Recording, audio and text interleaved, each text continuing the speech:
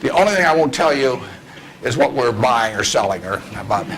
So, you know, I don't even tell myself that. I mean, I write it down, and then it's like the Coca-Cola formula. You know, there's only 2 people can get into the trust department and find out what they are, and I don't know who the 2 are. So we don't talk about what we're buying or selling, but anything else is fair game. Personal, business, anything you'd like to talk about. And actually, the tougher the questions are, the more interesting it is for me. So don't spare my feelings. I mean, just throw at my head. And with that, let's. I guess we've got a microphone. Is this the only microphone, or is there one on? This is the only microphone. Okay. Right here. To ask a question, you'll need to come down to this microphone. Just stand in line, and I'll be Regis Philbin, and you can. Yes. I have an old-fashioned belief that I can only should expect to make money in things that I understand. And when I say understand, I don't mean understand, you know, what the product does or anything like that. I mean understand what the economics of the business are likely to look like 10 years from now or 20 years from now. I know, in general, what the economics of, say, Wrigley chewing gum will look like 10 years from now. The internet isn't going to change the way people chew gum. It isn't going to change which gum they chew.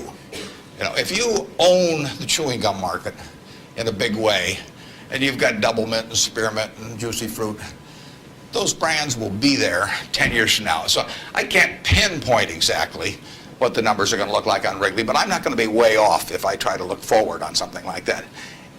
Evaluating that company is within what I call my circle of competence. I understand what they do, I understand the economics of it, I understand the competitive aspects of the business. There can be all kinds of companies that have wonderful futures, but I don't know which ones they are. I mean, I've given talks in the past where I carry with me a 70-page, tightly printed list, and it shows 2,000 auto companies. Now, if at the start of the 20th century, you had seen what the auto was going to do to this country, the impact it would have on the lives of then your children and grandchildren and so on. It transformed the American landscape. But if those 2,000 companies, you know, 3 basically survive, and they haven't done that well at many times. So how do you pick 3 winners out of 2,000? I mean, it's not so easy to do. It's easy when you look back, but it's not so easy looking forward. So you could have been dead right on the fact that the auto industry, in fact, you probably couldn't have predicted how big an impact it would have. But you wouldn't have, if you'd bought companies across the board, you wouldn't have made any money, because the economic characteristics of that business were not easy to define. I've always said the easier thing to do is figure out who loses. And what you really should have done in 1905 or so, when you saw what was going to happen with the auto, is you should have gone short horses. There were 20 million horses in 1900, and there's about 4 million horses now. So it's easy to figure out the losers. You know, the loser is the horse.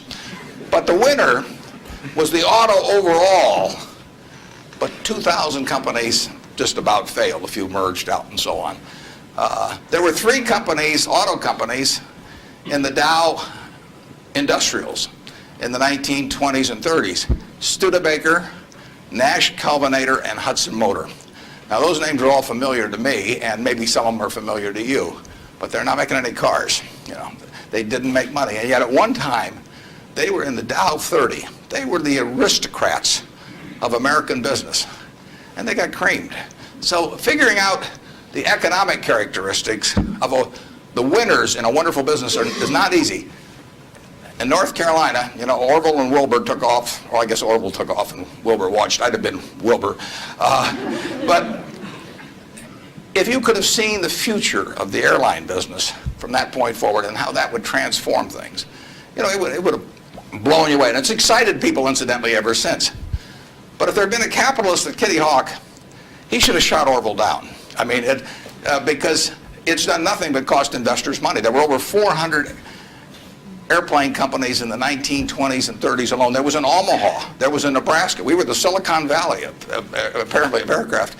And they all disappeared. It's been a terrible business. At the end of 1991, if you'd added up the aggregate earnings from all airline companies with billions poured in, since Wilbur and Orville were down there, they came to less than 0. The number of passengers went up every year, the importance of the industry was dramatically increased decade by decade, and nobody made any money. So figuring out the economic consequences, TV, I think there's, 20, 25 million sets a year sold in the United States.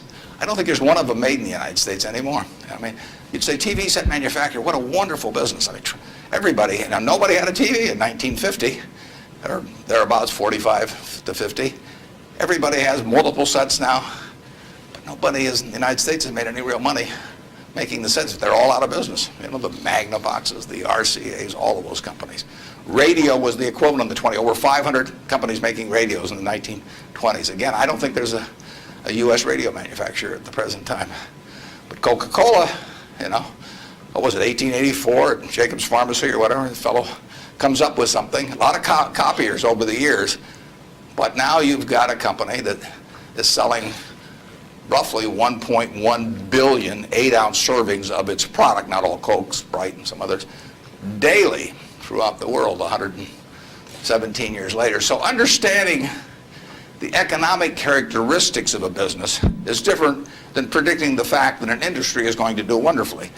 So when I look at the internet businesses, or I look at tech businesses, I say this is a marvelous thing, and I love to play around on the computer, and now I order my books from Amazon and all kinds of things, but I don't know who's going to win.